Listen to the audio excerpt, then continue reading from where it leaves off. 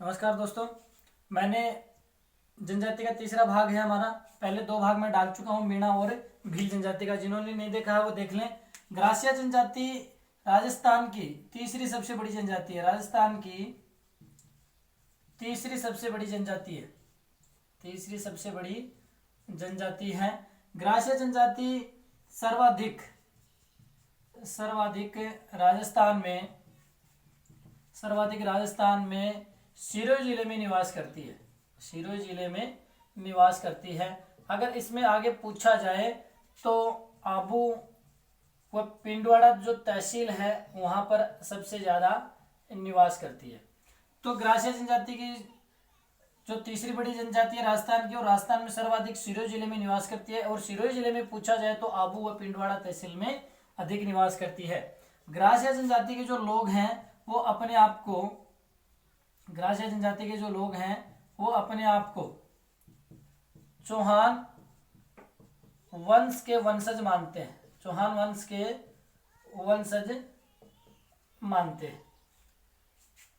Gratia जनजाति राजस्थान की तीसरी सबसे बड़ी जनजाति है। सर्वाधिक राजस्थान में सिरोही जिले में निवास करती है। अपने आप को चौहान वंश के वंशज मानते हैं। ग्रासिया जनजाति के जो लोग अपने सामाजिक स्तर देखा जाए, सामाजिक स्तर की बात करें तो ग्रासिया जनजाति के जो लोग हैं उनकी 3 उपवर्गों में बांटा गया है।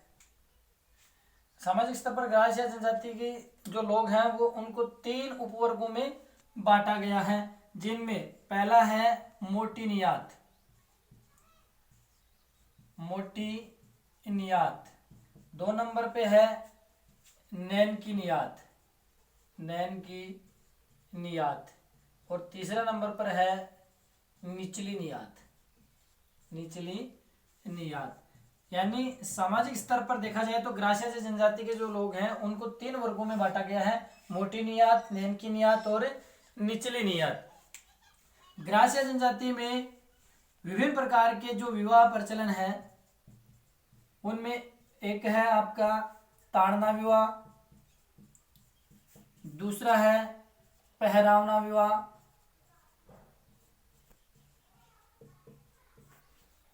तीसरा है विधवा विवाह।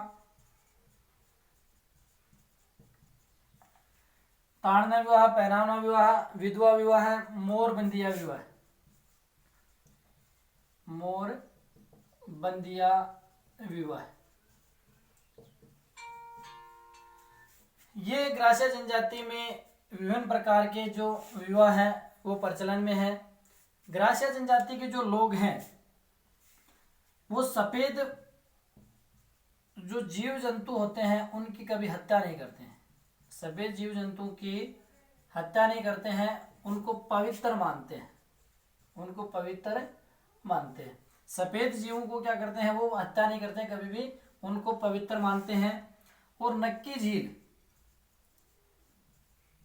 झील है वो ग्रासिया जनजाति की पवित्र झील है।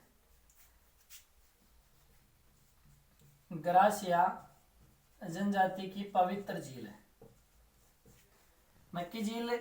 तो क्वेश्चन यहां बनता है ग्रासिया जनजाति की जो सबसे पवित्र झील है, तो आपका आंसर हो जाएगा नक्की झील। सफेद जीव जंतु को पवित्र कौन सी जनजाति मानती है, तो ग्रासिया जनजाति है वो सफेद जीवों को क्या करती है, वो पवित्र मानती है। और पक्षी में मोर को सबसे पवित्र मानती है, या मोर को अपना आदर्श पक्षी वो मानते हैं। तो ग्रासिया जनजाति है उसका आदर्श जो पक्षी है वो मोर है। तो इसके बाद इनके कुछ जो वर्ड हैं ग्रासिया जनजाति में काम आने वाले वो मैं बता रहा हूं आपको। ग्रासिया जनजाति का जो घूमर कहा जाता है, ये क्वेश्चन बहुत ही इंपॉर्टेंट क्वेश्चन आपका। ग्रासिया जनजाति का घूमर किसे कहा जाता है, या घूमर किस नृत्य को कहा जाता है, तो आपका आंसर होगा वालर, जो बिना वाद्य यंत्र के बजाया जाता है, इसलिए इसको क्या कहा जाता है, वालर नृत्य है जो ग्रासिया जनजाति का घूमर है। बहुत ही इंपॉर्टेंट क्वेश्चन है जो कंपटीशन एग्जाम की तैयारी करने रहे हैं उनके लिए। तो ग्रासिया जनजाति का जो घूमर है वो किस नृत्य को कहा जाता है, तो आपका आंसर होगा ग्रास्य जनजाति के अंदर जो कुछ काम आने वाले जो वर्ड हैं वो मैं बता देता हूँ आपको। गेर, पहला है गेर। जो ग्रास्य जनजाति का जो घर होता है उसको गेर कहा जाता है, घर को गेर कहा जाता है। दूसरा जो वर्ड है मेरी। तो ग्रास्य जनजाति का जो घर होता है उसके आगे एक लकड़ी के खंभों से एक क्या बनाया जाता है, घर बनाया जाता है या मकान बनाया जाता है, उसको मेरी कहा जाता है। तो आंसर होगा आपका लकड़ी के खंभों से बना जो मकान होता है उसको मेरी कहा जाता है। तीसरा है मांड। तो ग्रास्य जनजाति का जो घर होता है, जो लकड़ी का जो बना हुआ जो खंभा से जो मकान होता है मेरी, उस पर एक मकान बनाया जाता है जो अतिथि गृह होता है। ग्रास्य जनजाति का जो अतिथि गृह होता है उसे मांड कहा जाता है। उसके बाद पटेल। तो गांव का जो मुखिया होता है या ग्राम का जो मुखिया होता है उसे पटेल कहा। पटेल ग्रास्य जनजाति का जो ग्राम का जो मुखिया होता है उसको पटेल कहा जाता है। उसके बाद सहरोल। ये जो मैं बता रहा हूँ ग्रास्य जनजाति के अंदर जो उन्होंने काम में लिए जाने वाले शब्द हैं जिनके बारे में एग्जाम में लगभग पूछा जाता है। सहरोल जो कई गांव का जो मुखिया होता है, कई गांव का जो मुखिया होता है उसे सहरोल या फिर कोतवाल भी कहा जाता है। सहरोल या फिर कोतवाल भी कहा जाता है। उसके बाद है मनखारो। मनखारो जो काम में लिया जाता है, तो मनखारो क्या होता है, ग्रास्य जनजाति के द्वारा जो स्थानीय क्षेत्र के जो बड़े मेले होते हैं, स्थानीय क्षेत्र के जो बड़े मेले होते हैं उनको मनखारो कहा जाता है। उसके बाद सोहरी।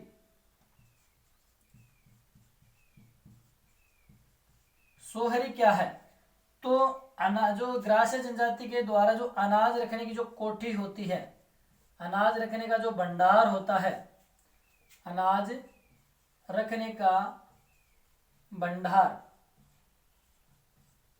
उसको सोहरी कहा जाता है।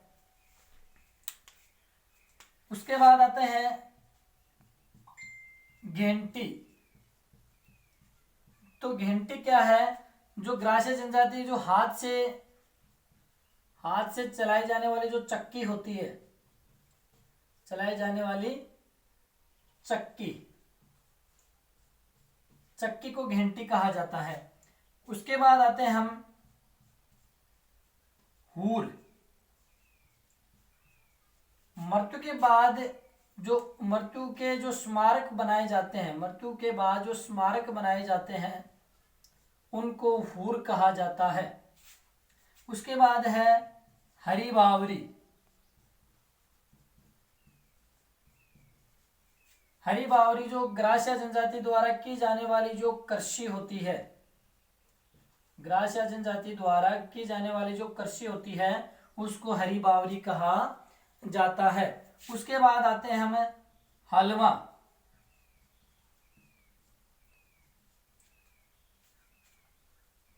हलमा जो मुसीबत के समय में ग्रास्य जनजाति के द्वारा जो दी जाने वाली जो आर्थिक सहायता होती है, एक दूसरे को आर्थिक सहायता होती है, उसको हलमा या फिर हीड़ा या फिर हाड़ा भी कहा जाता है। तो हलमा क्या है, तो आर्थिक जो ग्रास्य जनजाति के द्वारा मुसीबत के समय में एक दूसरे को दी जाने वाली जो आर्थिक सहायता होती है उसको हलमा कहा जाता है। उसके बाद आते हैं हम ओसरा। ओसरा क्या है, तो ओसरा ग्रास्य जनजाति के द्वारा जो मकान के आगे जो बरामदा होता है, मकान के आगे जो बरामदा होता है उसको ओसरा कहा जाता है। उसके बाद आते हैं हेलरू।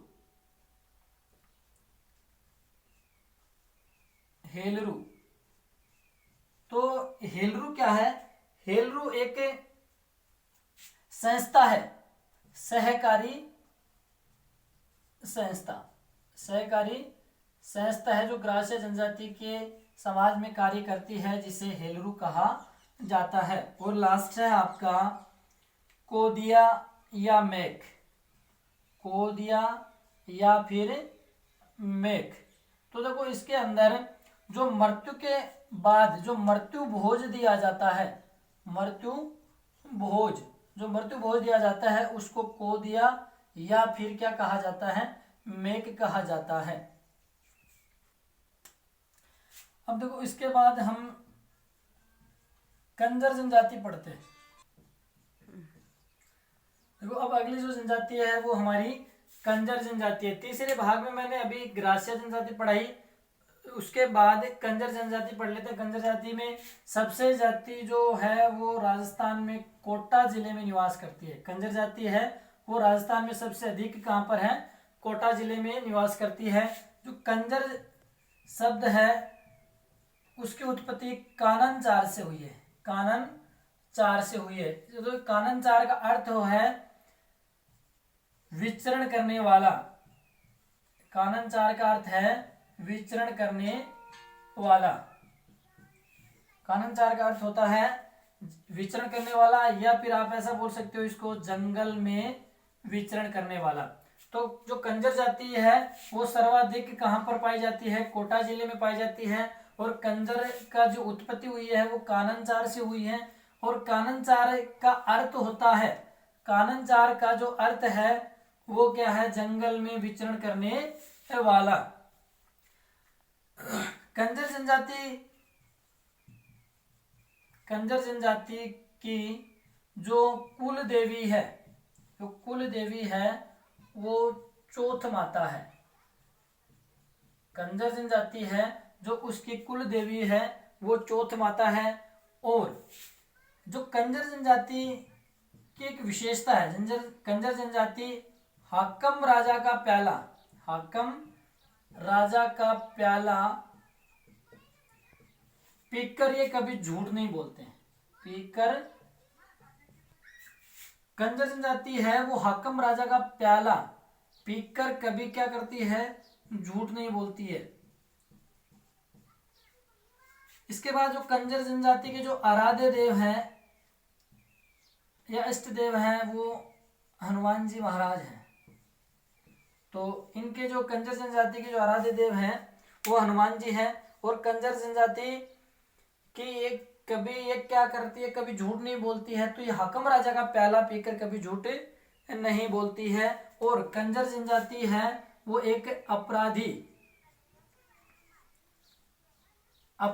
प्रवृत्ति की जनजाति होती है। जो अपराधी प्रवृत्ति की जनजाति है कंजर जनजाति है वो एक अपराधी प्रवृत्ति की जनजाति है। तो कंजर जनजाति में यही है। कंजर जनजाति सर्वाधिक कहां पर है, राजस्थान में, तो कोटा में है। और कंजर जनजाति का जो अर्थ है वो काननचार से हुआ है, जिसका अर्थ है जंगल में विचरण करने वाला। कंजर जनजाति की जो कुल देवी है वो चौथ माता है। और कंजर जनजाति की जो विशेषता है वो हाकम राजा का प्याला पीकर कभी झूठ नहीं बोलते हैं। तो क्वेश्चन आपका ऐसा बनेगा कि जो कंजर जनजाति है वो, तो इसका जो क्वेश्चन बनता है हाकम राजा का प्याला पीकर कौन सी जनजाति है वो झूठ नहीं बोलती, तो इसका आपका आंसर हो जाएगा कंजर जनजाति। कंजर जाति कुलदेवी चौथ माता। और कंजर जनजाति का जो आराध्य देव है वो है हनुमान जी। और ये अपराधी प्रवृत्ति की जनजाति है। अब इन जो जनजातियों के बारे में मैं जो क्वेश्चन है वो बना के पीडीएफ डाल दूंगा, तो आप उस पीडीएफ को एक बार जरूर देख लेना और ज्यादा से ज्यादा चैनल को सब्सक्राइबर कीजिए। धन्यवाद।